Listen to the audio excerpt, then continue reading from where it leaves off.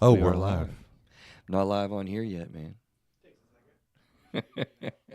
Hello, everybody. This is Through a Therapist's Eyes. We are going to be talking about when others hurt you, that it's not your fault. So, pretty excited about that topic. I think it's going to be something that a lot of people can relate to. And we definitely get all kinds of hurts for all sorts of reasons. And we're going to kick that around this evening. This is before we turn the mics on for the Spotify and Apple iTunes podcast shows. So interacting with us on the YouTube lives, usually at about 6:15 and some change, I'll say. On Thursdays, we do this. And then the show comes out the week or two or month or Neil 3 months later. That was mean of me, wasn't it? That was mean of me. He's not worried. It was reality for a minute, but we are on point. Mr. John Pope's hanging out with us there, Hi. and of course I am Chris Gazdick. So we're gonna fire up here in just a minute. I hope you've been having a good week, man. We've really enjoyed here in the Charlotte area some decreased humidity. You Oh noticed that, my John? goodness. I'm a human again. It's great, Yeah, isn't it definitely is. it? It's been Yeah. nice. Yeah. So those of you listening in the southern parts of the states, it's coming. I promise. The drier air and those around the world, wherever latitude you are, equal to the mid section of the United States, is Well, getting as nice. that great meteorologist, the late great Jimmy Buffett said, changes in latitudes, changes in attitudes. Yes, I think it might yes. be attitudes and latitudes. Man, I'm so sad that he died. Yeah. That's Oh, weird, so man. were you a parrot head? I wouldn't call myself that honor. I Uh-huh. just like Jimmy Buffett and Yeah. all that he embodied in his music, and What he he's an represented. icon, man. I mean, Yeah. and you got to respect icons. Yeah. Yeah, well, I always enjoyed him. Hmm. Just kind of a laid back, Totally laid back, yeah, relaxed, yeah. and I understand he lived that way, in He honor and did ode to Jimmy Buffett, right? exactly, and a You, shrewd businessman. On top you of like that that, word ode? Did I get that right? Right? That's yes, kind of an old term. yeah, Ode to Jimmy Buffett. ode to Jimmy Buffett. All right, I Uh, think we're ready to fire up here when you are, Mr. Neal.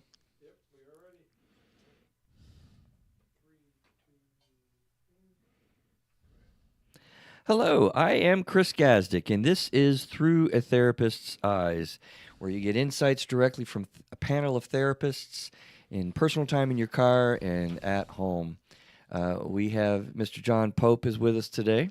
How are you, sir? I'm doing outstanding. We were just saying how we enjoy the lack of drop of humidity that we've got in the air here, huh? Oh my It's goodness, wonderful. I, I'm free, at least for a few more months. Imagine Coming. here the many ways today that you have experienced hurt.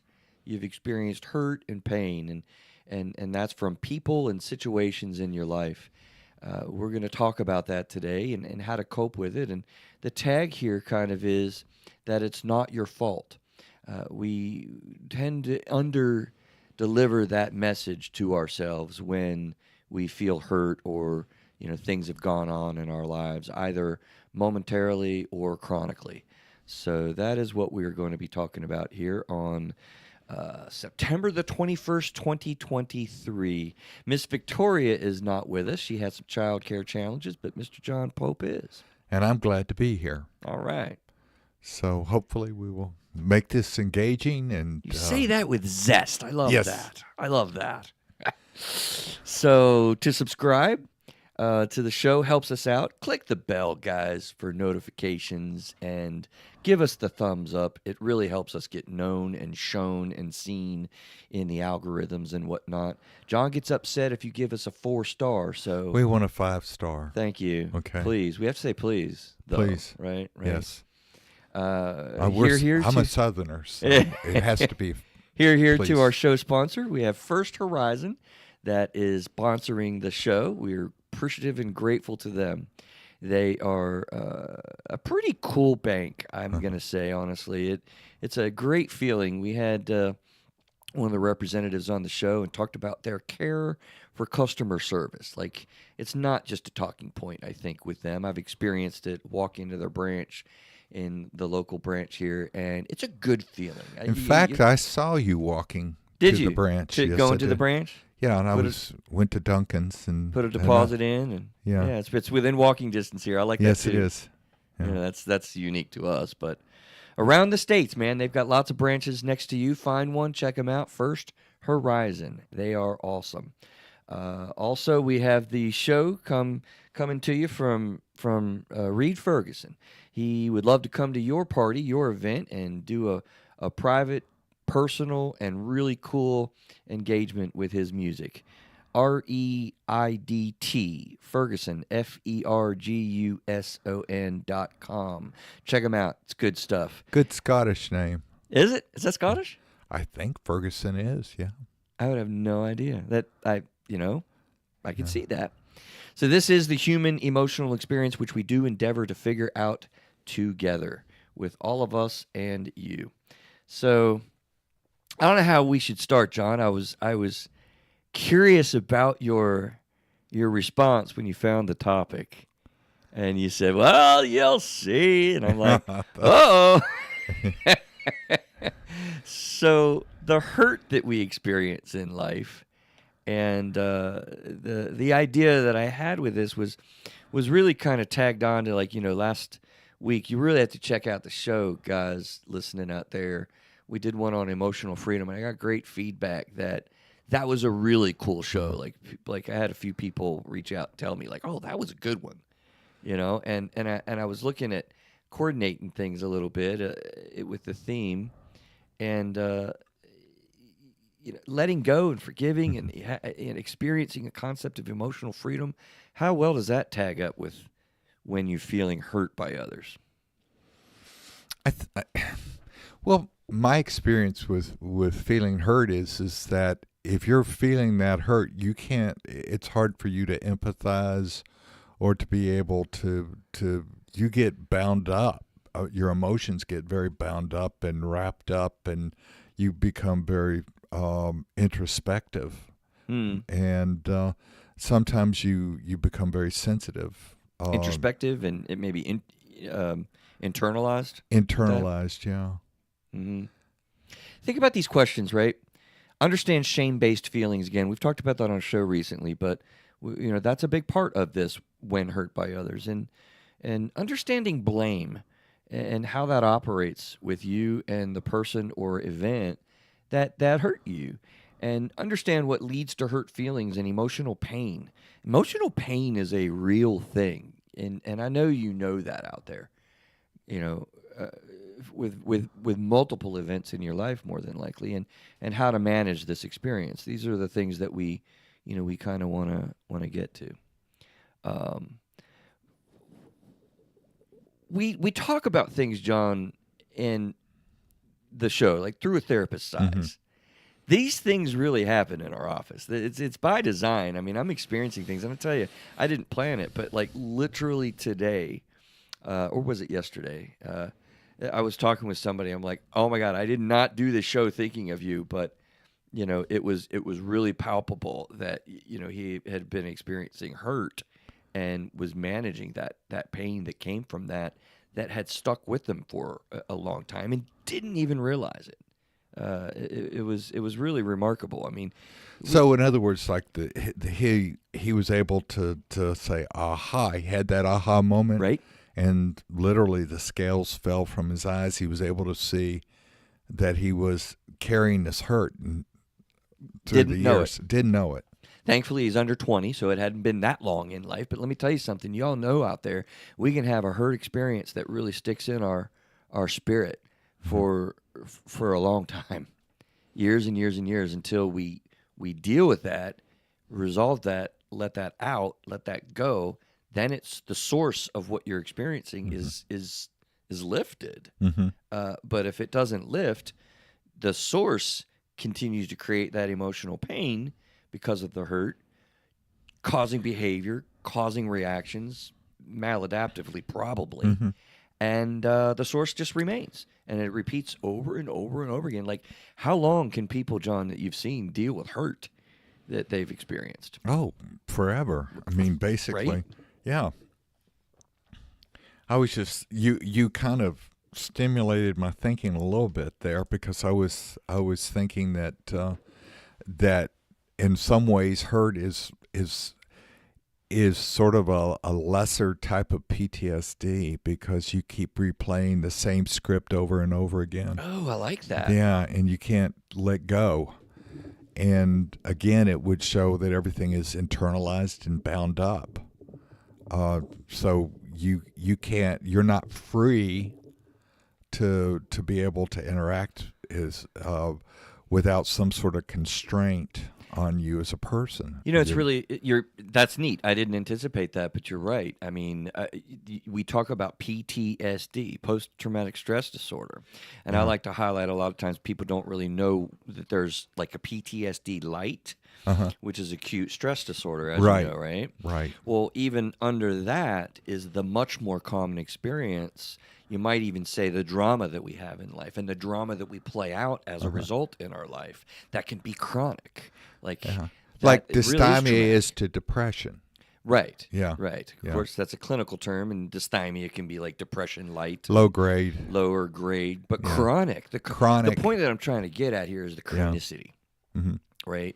The chronicity of how this operates with people. And the thing that sucks is like this young man that I was working with that we identified, not even knowing that that's what was driving, the various experiences that he was having with, anger and relationships and anxiety and, irritability, that sort of stuff.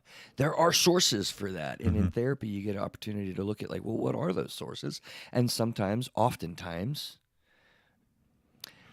do we even go further, John, than oftentimes? It's the sources having been hurt. Yeah.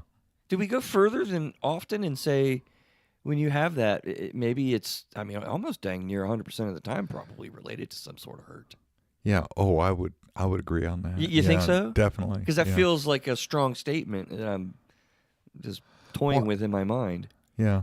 No, that sounds reasonable. I think it's pretty operative for people if they're carrying this hurt all the time, or something that happened to them.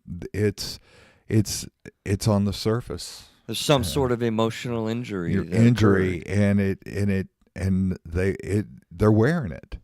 It's a part of your Part experience. of experience, yeah. And so everything gets interpreted that way as well. Right. Yeah. Our psychology incorporates that Yes. into our perspective Yeah. and our thinking process and embeds itself into our self-talk. And, that can be in the form of even, self-loathing and Oh, yeah. things like that. Insecurity. Can't even look in a mirror, for example. Oh, yeah. Sometimes Body or image. body image, dysmorphia, that sort of thing. I was kind of surprised. Is that the right word? I had an experience with a friend of mine in college, right? And she was just seething, I don't think is too much of a word. A different friend of mine, who was actually my best friend in high school, stood this girl up on a date, right? Right. And several years later in college, I knew her. I didn't know him as much anymore, but man, that stuck in her, John, man. I mean, it really put into her spirit, or her heart was like, he stood me up, and it She stayed with was her. hurt. She was hurt. Yeah. She was hurt. And that did. And that affected negatively her relationships with It did. other people. It did. We were actually roommates, me and her, and ultimately Was her that husband. Is that Three Company?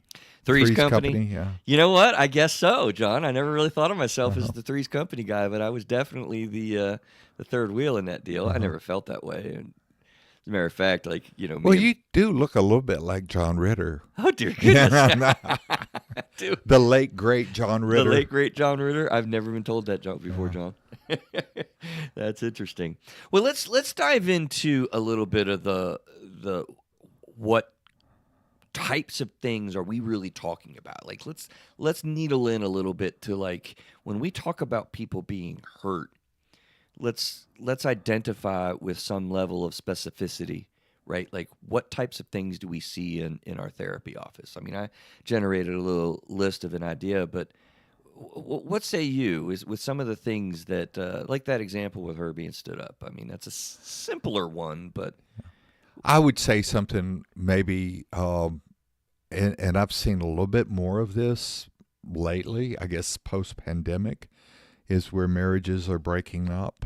And in this case, it seems like the men that I've been seeing have actually, it's been the wives that have been unfaithful and or their partners. hmm. And particularly with men, it seems to be Really? that real sense of yeah, being ashamed that this happened, or that they were hurt, or that what did they do that was wrong, or Which is our primary question which or point today, yeah, right? yeah. And so I've seen a bit more of that lately. Interesting. Yeah. I'll have to pay attention. I haven't noticed that yet, just because it doesn't feel new, Yeah. unfortunately. No, no. Yeah, Yeah. I don't know how new it feels to me, but I misspoke, or want to go back and say, actually, before we look at like what actually types of things do hurt, what does it mean to be hurt? Let's hit that before we get some specificity on what types of things are we talking about that lead to hurt. But when you say, "Oh my God, I feel hurt," what does that really mean to us? What does that mean to you out there to think about that? You know, you've been hurt with some sort of event, but what do you mean when you say to yourself, "Well, you hurt me"? What does that mean? What are we experiencing? You know what I mean? Yeah. Like it's not necessarily depression. It's not. Well, can it be an insult to one's self concept? Go with that for Okay. sure. Yeah, I'm thinking in terms of hurt is there's an aspect of humiliation. There's a sense of, well, like in high school, for example, and that was, or junior high. There's a lot of times people are made fun of by their appearance, or they've had Many turmoil in gym class, right? yeah, gym class. You're not as athletic, or let's say you had the body image issues. You got you're not popular, or Or even somebody when you makes are fun of you. athletic, somebody's more athletic than you. It's Yeah, competitive and thing. so you're very competitive. Yeah, so there's that aspect, and I think as you get a little bit older, it is like you said, the girl that was stood up, the friend that she suffered with that, and she continued holding on to it Right. over the years, and that kind of perhaps confirmed or reconfirmed that she was somehow less. Or even created Yeah. a different self image. Right, and it became a negative self-image Hmm. overall. Yeah. Yeah, I think we're touching on the area of broken heart. Yeah. You know, we've talked about that on the show before with even something called the broken heart syndrome, which is a real thing. It is. That's a hurt. That is a definition of what you might be experiencing. I want to do this and spend a little more time on it just because I think people have a hard time articulating or even self-thinking about what I even mean when I'm hurt.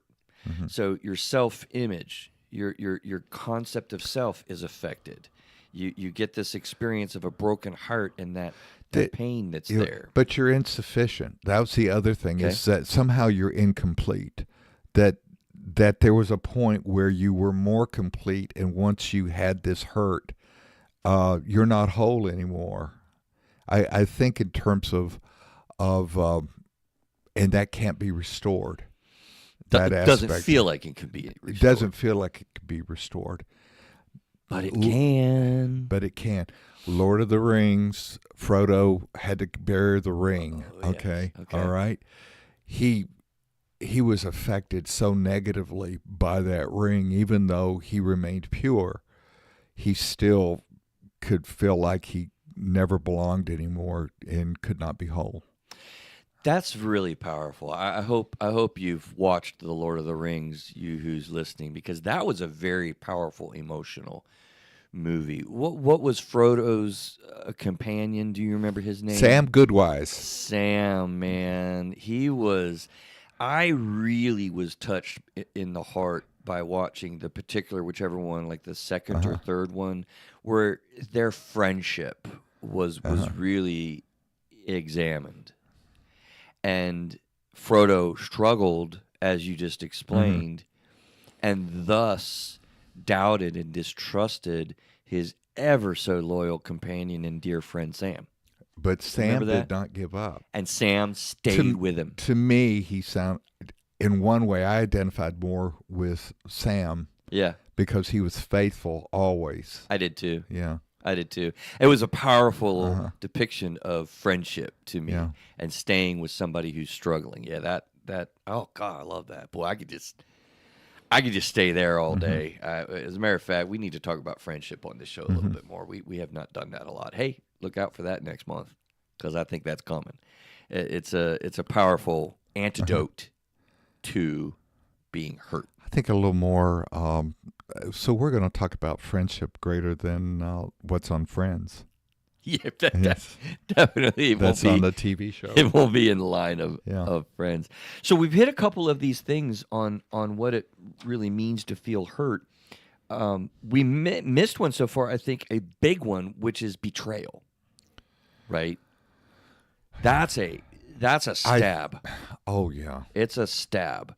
And it goes much beyond broken heart. You know? If Sam were betraying of Frodo, that would have been. But he didn't. He did not. Yeah. But if he did, that hits, man. That hits. Yeah. Well, Hard. it's perfect to me is you get stabbed in the back. Oh God. Yeah. See that. Yeah. Something very visceral that happens like that. You get stabbed in the back. You're not expecting it. It comes and it catches you completely off guard, and it destroys what you Trust. think, trust, and what you think is real or not real. Perception. And so it's hard to come back from that. And what's sad about these things? I mean, But you can. you can. And what's funny is how many people of you listening out there have not experienced the betrayal or a broken heart or these types of things. I mean, but as we go along talking about this, have you recovered? Right. And have you identified your behavior or your experience now as something, a part of the hurt you experienced 35 years ago? Or Right. even longer? Or maybe 5 years ago? Or maybe last month? Because hurts do pile up a little bit, don't Yeah. they? How many girlfriends? And I'm just because you seem like you'd been very popular. Well, Yes, thank yes. you. Not until college at all. Even then, like, no, I don't know. But how many times did you have your heart broken? I probably a few times, I might say. I mean, you know, it struck me hard. I'm going to say maybe 2 or 3 times. Yeah. Not Me too. once. Yeah. More than once. More than once. More than twice. Yeah. But it does rattle you, doesn't it? It kind of shakes your foundations a little bit. Shaking the foundation is a good way of looking at it. You know, we work with many people that have gone through, you know, divorce, and to get back into the dating scene and get back into the saddle I is cannot just a hell of a imagine thing. No, that. I know, right? Yeah. God willing, knock on wood. You know, I hope that never happens to me, because it is that's such an earth-shattering experience to go through, you know, that type of hurt. I don't think I could do Silver Seniors very well. Yeah, what is Silver Seniors? For those of us that don't know, what would that be? No, those Tom? commercials. You just got a question for you, Chris. Is if you've gotten humiliated, or if you had something that happened to you, and maybe you want to get into this a little bit further, is that have you ever had an experience where, like in employment or professionally, that somebody did just the did something to you that you did not expect, and it might have cost you business, or clients, or a Yeah, it's a relationship. simple one. I'm going back to that I've actually talked about on the show before. I mean, Uh-huh. it was funny that definitely still sticks in my craw today. Yeah. I was in college and I was wanting to hit on a girl. So I mean, you remember Neil? I talked about this before where. Went out on the dance floor, and I don't know. I got no rhythm. I'm a white boy from West Virginia, right? But You I clogged. I clogged. I don't even know that I could call it clogging, man. I just went out there and moved, and struck out. Got the denial. Uh-huh. How boys experience the Yeah. denial, and I was fine. I went back and went to my table where my buddy was hanging. John, he looked at me and he made eye contact in the most solemn and clear voice. He said, "Chris, don't ever do that again." Yeah. I was Uh-huh. like, "Oh, It okay." was that bad. It was that bad. Okay. Well, to this day, I'm not big on dancing, man. Yeah. I don't like it. It's not my expression of choice. And so I can let go of that. I can dance, I guess. But that was a simple little like bang upside my head, man. I mean, he's like, Matt did that. Can I say Matt hurt me? Yeah. Even simple things like So that do stick out. so it was a double shot in the gut The because girl denied me. My boy crushed me. yeah. Wow. Yeah. So, what types of things, John, do you think life events that really create this? We mentioned a few, but I think there are really bigger ones that people experience. The higher drama kind of realities, and the one that really sticks in my mind.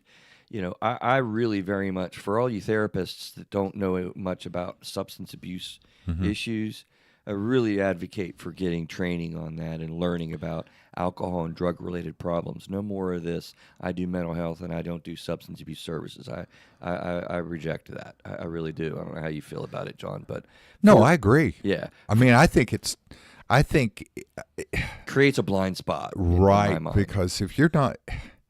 because I think if you dig deep enough, you're going to find that a lot of the mental health issues that we deal with Our hurts are hurts. Yeah. from chemically dependent families. Yeah, one of the big areas when you grow up, and I find out in therapy and work with you, and we stumble upon the idea that you had a primary parent, particularly Hmm. that had any kind of alcohol or drug related problem. John, the hurts are profound and chronic and many in that person. I don't And it need to doesn't hear. have to just be physical. It could be Oh, it's the more verbal, emotional than emotional. anything. Yeah. It's more emotional than anything, and it's just in a plethora of ways. I mean, anybody, for instance, that knows anything about chemically dependent families, the kids know they don't have anybody come to their house. Hmm. They go to other people's houses. The shame and the feelings that are there, of not knowing what to expect on any given night when mommy's coming home from work. Am I going to find her on the couch? Is there going to be some explosion, or is it going to be a calm night? I never have any idea. The predictability is gone. And I could just go on and on, but chemically dependent families, right? Like that's Yeah. an area where you get massive hurts. And I think when let's say you're 7, 8, and this is where the development of shame is actually a little bit earlier with if you're a Freudian. I'm Freudian, excuse me. Yeah, I was a Freudian slip. that's all right. But We'll let you but have it. when you start developing shame and guilt, and you start taking on mom's behavior or misbehavior or dad's misbehavior, or the problems or the yelling and the not knowing where you're, or the denigration of who you are as a kid, you start to internalize that and you carry that hurt with you forever. And don't even know it. Don't even know it. And I think that's when you were talking. Yeah. Yeah, like you'll make the claim, like, "Oh, well, that was when I was a kid. I'm all Mhm. grown up now, and that stuff just doesn't bother me." And you can be, and so denial's not just for the chemically dependent person.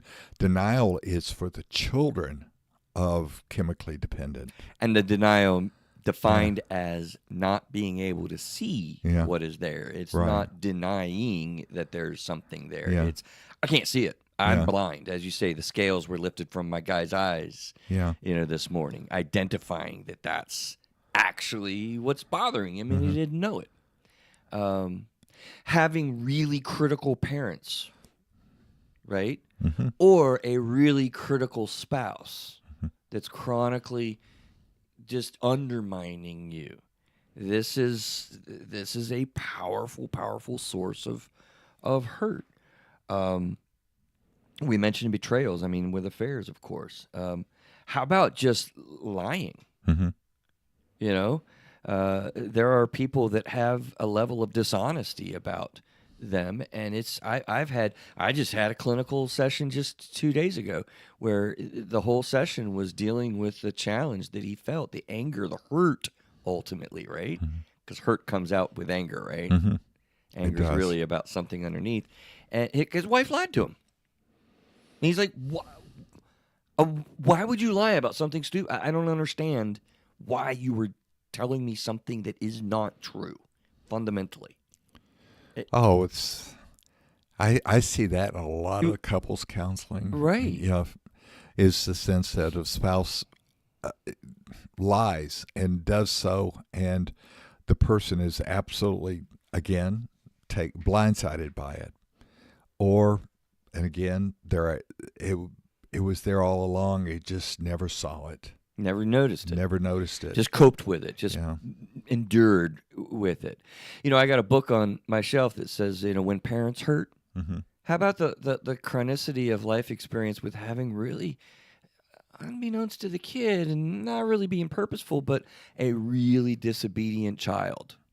How much do parents hurt when their children are struggling with outlandish behavior? We might call it oppositional defiance. You ever hear of that diagnostic with kids? Well, that really hurts the parent.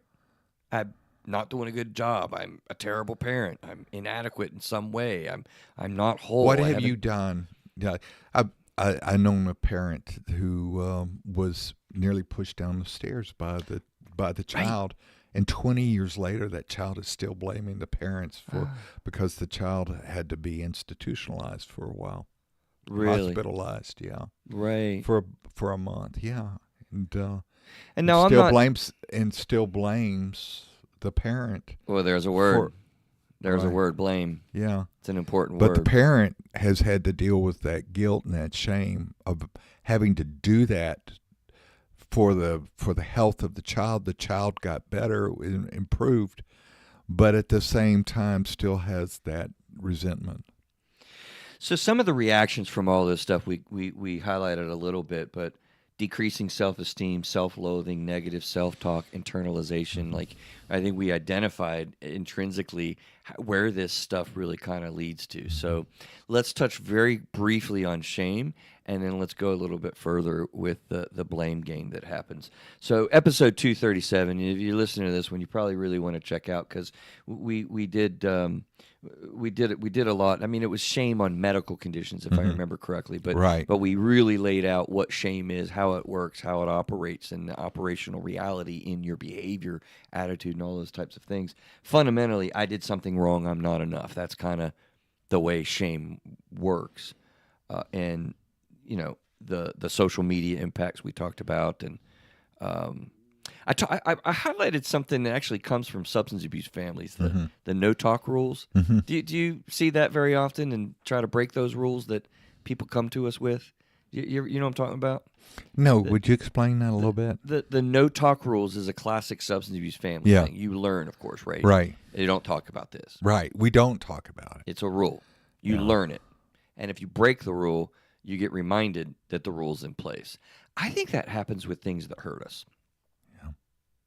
I think culturally, particularly in man world, but I don't think that's a gender thing at all. I feel like we learn when somebody hurt you, you're supposed to be tough.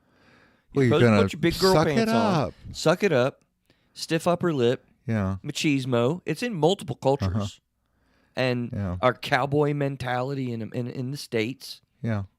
We want to be bigger than allowing somebody to hurt us, and so when we're hurt, culturally, you can't admit it, John. Yeah. And if you Or, or you could see it as a sign of weakness. Yeah. so if you're not wanting to be weak, you can't admit it. And if you can't talk about it, acknowledge it, and admit it, guess what happens to it? Y'all know out there what Mm-hmm. happens to it. It just stays in you, Mm-hmm. And it festers. festers, And it grows. grows, multiplies, Mm-hmm. expands. It's like spider webs out. All because we've all bought into this no talk rule. But the pernicious imagery that you're saying, I mean, to me, it just gets this idea of something sinister. Well, it It's- is it's sinister, John, isn't yeah. it? I think there is a sinisterness to it. Now, when we talk about it's not your fault, these are natural phenomenon that happen, and particularly after the meanness or whatever was going Mm-hmm. on, criticalness, the betrayal, the whatever. The person generally can we say this with the idea that it's not your fault? A lot of this stuff is not really intended. Mm-hmm. This occurs to me in our conversation. Do you feel like people intend to hurt other people? Depends. I Ooh. think, Mike. Ooh. Okay. Okay, A go. lot of biblical imagery of people that have intended harm. Okay. For example, with the Jewish people, with Joseph's brothers, for example. I think if you remember, he was he said things to the brothers that they didn't want to hear because he felt like he was the youngest child at the time, or a favorite child, and his brothers put him in a pit, and they said and he told their father that he had been killed because Joseph was a braggart, and so he was sold into slavery into Egypt. Okay, it wasn't his fault, but he got, it was intended for evil. And Joseph says when he reconciles with his family, a couple of decades later, he said, "You intended this for evil, but God intended it for good." Okay, so you don't have to agree with me. It's just it's Well, a story. you've got me really pondering. Got a Okay. lot moving. Pinky, in are that. you pondering what I'm pondering? Pinky, Pinky in the brain. Pinky in the brain. Listen, I think I want to maintain that even when those types of scenarios are going on, the Palestinian-Israeli conflict over the many eons and centuries, the Chinese onslaught with Genghis Khan. I mean, they're evil people. Hitler, arguably for some at the top of the list. I mean, they're I want to stay away from the obvious like forces of evil, but even in those circumstances, and when people are behaving badly, like I love the phrase "hurt people hurt people." Uh-huh.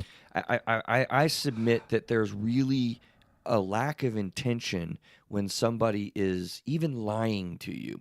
They're fearful of upsetting you, or some Okay, psychological now I agree with rationalization you on that's that. going on, Okay, right? I do agree with you on that's that. what I'm saying. I was just saying that you can't make a blanket statement. I think so, Probably so. but in most cases, people aren't intending to be jerks. Yeah. Yeah, they're carrying their own hurt, and like you said, hurt people hurt. Well, just consider depression, for instance, right? I mean, somebody that's depressed, that you got to understand their experience is, I'm hurting every day. I don't have energy. I don't have motivation. I don't have an appetite. My sex drive is gone. I'm sorry, baby. I don't want to have sex with you. I'm not trying to be hurtful to you, but my irritability levels are so high. It's a part of experiencing the desperate feeling that you feel when you're depressed. And can we say that depressed people hurt people in their lives? I think we can say that. I think anxious people can hurt. 100%. Yeah. And I think that. So we move from the idea of shame, and we're getting into the idea here of who's to blame when you're hurt. Hopefully, you can get the tag of this title of this show that when you're hurt by others, you are not to blame. Cool. It's a real challenging to think then. Well, is to blame the person who hurt you? I mean, we can Uh, get in the weeds, but how about the person that hurt them? yeah. Chris, have you ever been hurt like that? Been hurt many ways. Yeah. All right. Let me give you a very quick and dirty. I was at a church about 20 years ago, and I was courted by the church. Made trips there. It was beautiful. It's a beautiful congregation. Mm. Seemed like it was a step up for me. Supposedly, if you're gonna be a big steeple chaser kind of guy Oh, that I was got you. back in So those this was a days. big deal. It was a a big step deal. up in life. Okay. So I go to this church, and it's halfway across the country. And the kids go there. We go there. And I'm there but a week. And my secretary quit. And she said, "This is not a good place." Oh, Yeah, she said, "You don't want to stay here." ooh. And so, Warning, a shot across yeah, the bow. yeah, it was almost like a Gothic tale. Okay.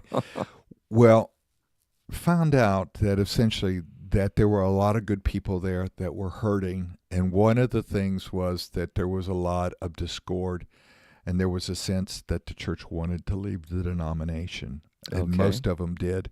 And they had the idea that that I was somebody that was a team player. I was basically, I was not going to take the church out. But instead of talking about that to me, they found fault with me and my wife and my children. Oh. And what was really, really difficult is that eventually I did leave, but we had to go through a whole process of reconciliation. Hmm. I was so angry with them. You Mm. heard it in my voice. Yeah, I do. Very angry with them and hurt by them and felt betrayed just right between the shoulder blades Right. because they said things about my children. Oh, boy. Yeah. And it was hard for me to let go. Now, one of the reasons why I went into full-time counseling was because of that church, Gotcha. because of that. So the healing, and it still affected my kids years later, Mm-hmm. but we've gotten and learned how to let go and to forgive. And then I can see the motives of the people that were there. They were hurting people. They were scared. They didn't know. And See, so that's they were the cool thing, the motives of the people and dealing with the issues of blame and being careful about really being stuck in the blaming of those people. If I had stayed stuck in the blaming of those You'd be a people, mess. I would be a mess, and I would, possibly substance use disorder for me or something. I don't Right. know. Well, listen, I was listening to you and thinking, like, you asked me that, and I'm like, well, yeah, in many ways, but I mean, being a product of a divorced family for me, Mhm. was very profoundly painful, and I can interpret as an emotional injury that has been a lifetime of me with a journey to get into a place of peace with. Would you say that you're a better person now as a result Well, isn't of that the going rub, through? right? When you're hurt and you heal, you're stronger. Yeah. Ugh. Yeah, that which does not kill me makes me stronger. There's a phrase, Yeah. and hey, gum, is it true? For many people, yes. You- For many people, you gotta no. say, Yeah. well, yeah, I think you gotta say yes. I mean, you certainly have an opportunity to heal, and if that hasn't happened for you today, listening to this, to your major hurt, your church, your family's divorce, or your Yeah. life experiences, it can. Yeah. It can. The thing that came to me was when I felt like I didn't know what I was being blamed for, and it was at a session meeting, which is the church board or the Right. vestry, and one of the elders came up to me, and which is like a deacon in a Baptist church or something like that, and pointed me right at the face and said, "You're arrogant." And I'm going, John Pope is arrogant? I can attest to Yeah. you. If you were, you aren't, and never could be. I can't see it. I had to, and there, the thing I was arrogant in in reflection was I was self-righteous because I Okay, felt like I well, there's was that. under Mm-hmm. so much scrutiny and all of that, and I felt like I was Above it. above it. And I was going to be victorious and all that. And the thing was, I had to. There was a sense that I felt like I kind of entered into a contract of wanting to have real humility and not a manufactured one. Oh boy. Yeah, Yeah, that's a big statement. yeah. So Yeah, these hurts that we experience definitely knock you down mhm. on your knees. I don't know anybody that hasn't likely been knocked down. It's like, what do you do with that? And people do get into stuck spots with that hurt and have that hurt source reperpetuate over and Yeah, over again. Or you turn into something like true humility or yeah, learn patience or really get into forgiveness. And now we're touching on some of the things that we want to do to recover from hurt. But yeah, yeah. And I think so. Maybe I misunderstood, but when hurt by others, it's not my fault. Well, yeah, it's not your fault, but at the same time, you have a great opportunity to grow. yeah. Yeah, it sucks It does sometimes. suck, man. I mean, wouldn't it be nice if we could do the whole growing thing and not have the hurt part? Yeah, I mean, John, I'm just tired of hurting, man. yeah, It wears you out and challenges you, but that is the way you grow, right? yeah. No pain, no gain. Right. Relationships are kind of like a plant. They're not staying the same ever. Mm-hmm. I love the notion that they're either growing or dying Mm-hmm. in one direction or the other, and it goes back and forth sometimes too, but it's not staying the same. There's iron sharpens iron, man. I mean, those sparks are flying. Yeah. There's so many ways that we can conceptualize it. Stop being so good to me, Lord. Yeah. Yeah, yeah. That'll really stop you in your Yeah. tracks if you get in with that space. And it drives me nuts, right? People talk about revel and take joy in your sorrow. Like Yeah. John, that one there, I've never really been able to. Well, I hadn't either. And when Really? and I think sometimes that's kind of not sounded true to me because the people Or genuine. genuine. Yeah. Genuine is a better word in a sense because I don't know if they had lived it. And Right. I think you have to. It's like that great Billy Joel song, "Pressure." You've got to see the lines and the scars on your face. Mm-hmm. You got to have that pressure a little bit, and having lived it. To Yeah.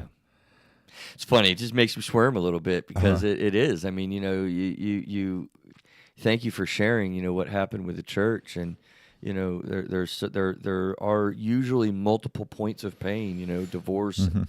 And various challenges with marriage, and Yeah. sometimes I felt like the worst parent in the world. We did a study of the church, by the way, just sort of That church deconstruct- or that church. That was the a, thing of a this post study. post. Oh Yeah, wow. yeah. Well, Who's we? we was the Presbytery. I Oh. mean, so we had a reconciling group that came on board. Oh boy. It had happened. That church was damaged in the 50s. Wow. And they had carried it from generation to generation to generation. You see that with alcoholism or substance use You disorder. do. You get to be people, you could be affected and behaving from things that happened. And this is where it's not your fault. You inherited that from 3 or 4 generations ago. Yeah. And you carry that. And Yeah. the thing is that life is demanding, and asking for you now is to heal. And it's your opportunity to do that and not to carry the hurt and pain to the next generation. And you know what, John? Even larger scale than that, I think that happens for cultures and societies. Yeah. In and around the world, we like to think we were the worst of it in the States in our arrogant attitude, I'd say. but in and around the world, the issues of intergenerational pain from slavery, Hmm. or certainly the Jewish folks that have just been persecuted, and intergenerational pain Hmm. is intergenerational hurt. It's a thing, isn't it? Hmm. And it is an opportunity that you have to turn from that and manage that pain in a different way so that it doesn't continue Yeah. to perpetuate. When I was in chaplain school, way back when, we went to school as to learn how to be officers and gentlemen and all of that, and we Gotcha. had to, and the chaplains had to run chapel, and we had Jewish chaplains and we had Protestant chaplains and Catholic chaplains. Well, interestingly enough, the very conservative Lutherans uh, ran wanted to introduce us to some of their worship aspects of it. One of the the chaplains, a very conservative one, chose glorious things of thee I've spoken. Well, that is the same song that it's Deutschland über alles, Wow. Dutchland over Germany overall, and the Jewish chaplains were greatly offended by Oh, that, and so okay. we had to have a coming of minds and sharing. Instead of being hostile to each other, there was a sharing and reconciliation of hearts and minds, and to understand that there was that history of anti-Semitism that had affected Lutheran Church, German Church. And it was playing into all Yeah, of that yeah, and these integration. guys were kind of innocent of it. They didn't know, but then they learned. So I'm finding myself just wanting to listen to you, yeah, honestly. Because and your there's, son, huh? and your son will be able to work in this. Yes, she will. I'm very Yeah, yes. My son is joining the Navy. I'm stupid proud father the for only this. way to go. The only way to go. Forged by the sea, That's young exactly man. right. Right. That's exactly right. I love that you're a Navy guy too, John. Yeah. That's pretty cool. Yeah, he will be forged by the sea soon enough. Powerful stuff, really and truly, and this idea of reconciliation, this idea of understanding the other, and meeting of the minds, and there's just so much healing in that. Yeah. So this gets us to, like, what do we do to recover? What do we do when we get knocked down? Do we have to wait many years, or can we do this immediate? What's the time frame? What's the process, John? What comes to your mind more so when we're talking about what do you do when somebody hurts you? If you're not going to be in shame and you're not going to blame, what do we do? I think it's a process. I think you might be able to, on one level, forgive, and let's say that, and also have some self acceptance, and then something else comes back up again, or another hurt, or another aspect of feeling of saying, and you have to re-experience that. But I think over a period of time that you let go of the hurt. I think And that really what comes to mind first. I mean, it was first on my brainstorm when I was thinking through this. The challenge is forgiving, and that's a genuine forgiving too. uh We're not talking about just like a superficial, surface level kind of. All right, I'm if this offended you, right. And also, I think that tags right along with that people really miss, John, is the need to repeat that process. yeah, I don't think if you've had a hurt, as simple and mild as it may be, even, but certainly when you've had, like, some of these hurts we've talked about, like, hmm, I'm not going to forgive my mom and dad and the whole divorce situation and be done with it. It usually is not a one and done. Can, can, yeah, can we say that? yeah. You said process. It is a It, process. it's a leveling. Yeah. You forgive for the first time on the simplest level. Great step. You got a deeper step to make, and it might resurface, and you forgive again and again If it's and again. worth obtaining, you have to sometimes have to work at it, and just instead of stuffing stuff, is to actually be able to uncover, let's say, the wound that continues to fester, and but each time you let's say you debride it or whatever, it's not reveling in the wound or anything. It's Yeah, no. basically, but the only way that a wound can heal is that sometimes you have to debride it, and sometimes you have to go ahead and each time it gets a little bit better and gets a little bit better. And I think that's why we're given long lives. I've always said that we're given long lives so that we can learn to love and to accept and to really love deeply. And I think it's just as I'm coming into this stage of my life, I'm beginning to see what forgiveness is about. Right. I thought I had it when I was a 26-year-old. Well, you taught it, Yeah, right? I taught it. Yeah, I taught it for many, many years. Yeah, and having done therapy for 20, 30 years, whatever it's been for me, I mean, you think you get it, you got it, you don't. You don't. I don't. We're learning. We're becoming. And I think that's the good word is we're becoming.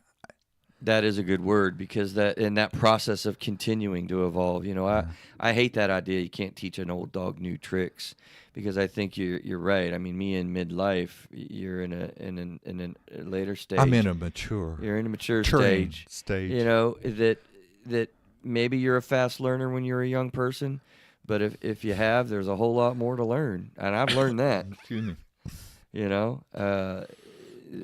The idea of accepting yourself, even, when you're hurt by others, you really struggle with accepting I keep running into that stupid pothole over and over again.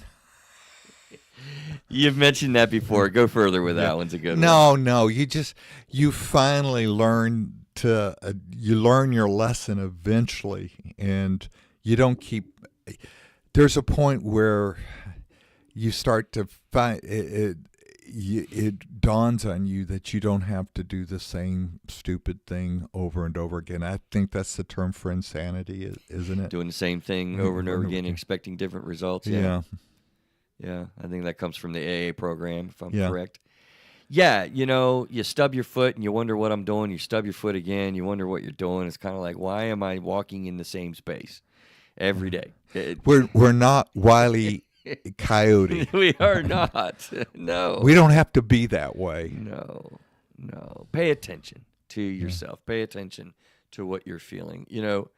You mentioned stuffing it. I think one of the damning things about this is trying to internalize this stuff, put the stiff upper lip, and ignore, the hurt that you have. It don't work, people. It doesn't work. It's going to come out some way. And usually if it's not coming out in a way of insight and genuine, self-awareness, it's going to be coming out in nastiness. Isolation doesn't work well. Irritability, Paranoia. anger, paranoia, delusions, perceptions, focus points, stuck spots. Could be mess. Can be a mess. So, interesting, I think, looking at oneself, in my how do we manage this section that we're in now, I did a few shows that we've talked about recently, right? The shame show, 237. Mark that one down. Mm-hmm. Being careful of taking things personally. OMG, right? 221. Mark that down. Because taking things personally is a lot of what we're talking about when you're blaming or shaming yourself or others. Dealing with failure, John. We've touched on that in our conversation, episode 210. I'm charging the listening audience to check these things out, to wrap these things around in a way that you can heal. This is what we're about it Through a Therapist's Eyes. Like we work with this, and you can work with this, and you feel like a failure when somebody hurt you, right? Mm-hmm. Oh yeah. Tom Petty, refugee. Yeah. What is that reference? I need help. Well, you don't have to live like a refugee. Somebody has moved you around or bullied you around, or you don't have to be like that.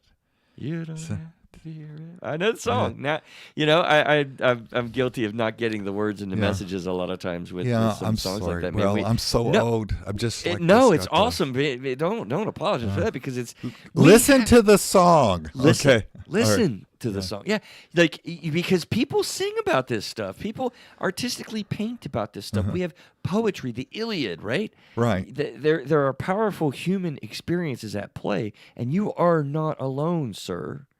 You are not alone, ma'am, in the pain and the hurts that you are managing. Yeah. That's why we have these stories that arrest our attention, is that they're the human story. They're the human experience. Like you said. Right? Yeah. It's the human emotional experience. Let's figure this out together. Like, that's why there's so many reasons why that is so applicable. Yeah. And sharing that shares hope. Sharing that creates potential for healing and as you say, growth and but isn't it recovery. And so this is our common experience, and so there's a sense of comfort. And the fact is that other people have been in that same situation as you are. If you've been hurt, or everybody's been hurt, and so you can gain wisdom vicariously from other people, and you can learn from this and grow. It's funny you said that, John. One of the super sustaining realities that I remember having, and it was just internal. It didn't come from other places. I believe it came from God, a God moment for me. I was observing my wife be pregnant, and I'm a prospective new parent. Aren't you? Yeah, John, I was freaking out, bro. Yeah. Like, dude, I was so freaking out. I was so excited, but so worried. Like, how am I gonna do this? I don't know what to do with this. I've got a huge responsibility that's coming, and I'm adjusting to figure out. Like, and I remember sitting in the grocery store, like, how much are diapers? How much are formula? The finances. And then you saw it, and you went, "Whoa!" Yeah. Yeah. Well, you know what occurred to me, Chris? Tens of thousands, scores of people before you have done this. Yeah. Wait, why are you freaking out about this awesome responsibility of rearing? So there was this comfort in the fact Great that others comfort. had come through that. Great comfort. Yeah. I was not alone. I'm not the only person to face this. I know it was done successfully. Hell, in my own life, it was done for me. So I think I can do this. Yeah. It was really like and besides, it was happening to your wife, not you. I know, right? Not to mention it. You don't even have the hard part, bro. You got the easy. Yeah. You got the easy half here. Yeah. Those stories and sharing is. Listen, I'm involved in a Morgan James publishing group that is an amazing group of authors that share their stories, that go through and we've had several on the show that are sharing their story. Listen, if you've got a story that you've gone through, you will experience amazing healing by sharing that, and give a gift to anyone that hears that story. Is that a true statement? That's a true statement. Yeah, that'll work. Right. That's a good statement.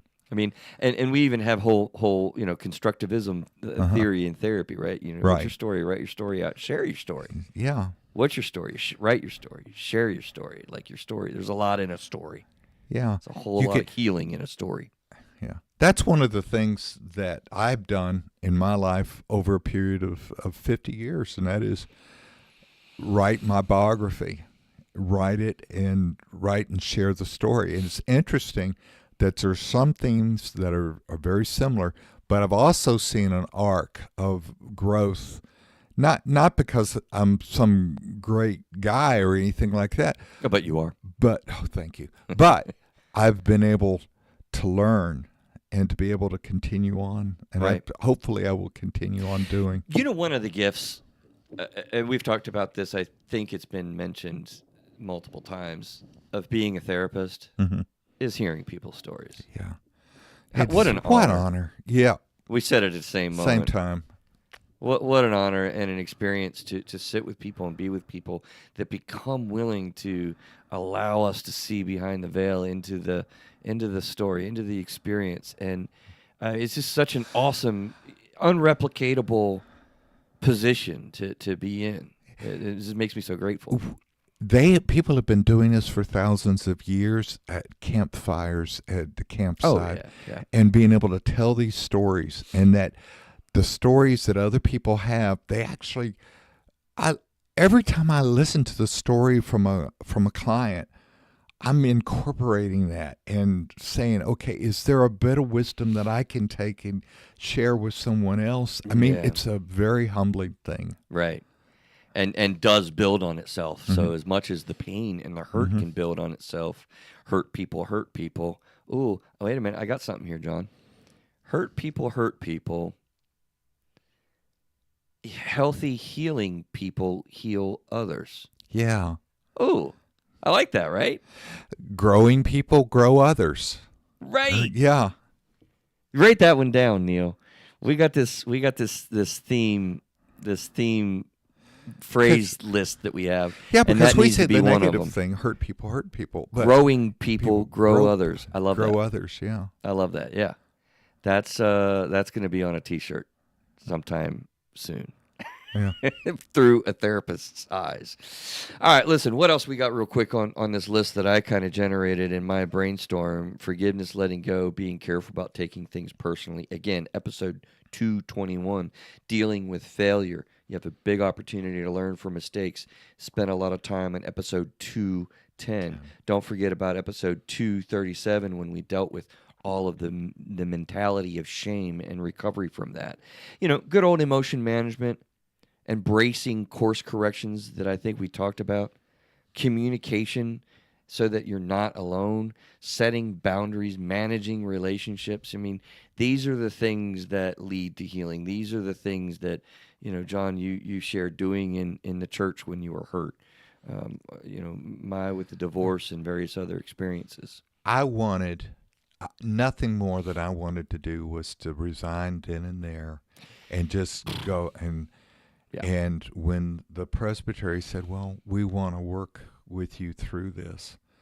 And I'm saying, I don't want to do this. But you know what? It was the best thing in the world. And I think it was the best thing for the people of the church, but also best for my family and me. Yeah. Yeah. You know, when you're living in a hurt spot, it is easier to just be done in many Yeah. ways, right? Yeah. And a lot of people will do that, then endure, and then get to a place of reconciling within yourself and healing. And the end result of that is worth it. It just doesn't feel it in the middle of it, No. though, man. When you're in it. Yeah. And 10 years ago, I couldn't have said that. I was still hurting from it. I still said, I was right, Right. And you know, and I still think I was right for the most part. But then there was this sense that I was in it for a greater good, and to do something that would help people grow. That was the better thing. Yeah. Yeah.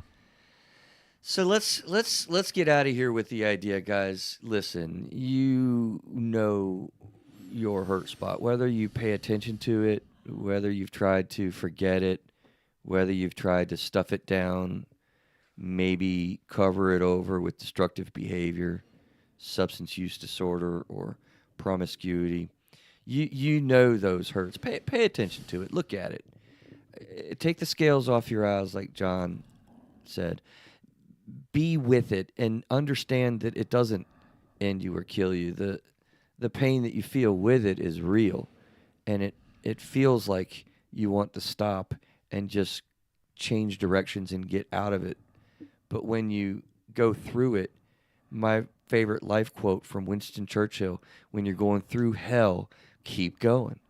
And you get to a place of doing some of these things where you forgive and you let go and you heal and you grow, and then you're able to grow others. Yeah. I love that. Guys, I think this has been a great conversation. John, thanks for your wisdom, truly. thank you for yours. And thank you for Neil's nimble fingers. Neil's nimble fingers with the back end of producing. Yes, Yes. absolutely. Guys, have a great week. Take care. Be well.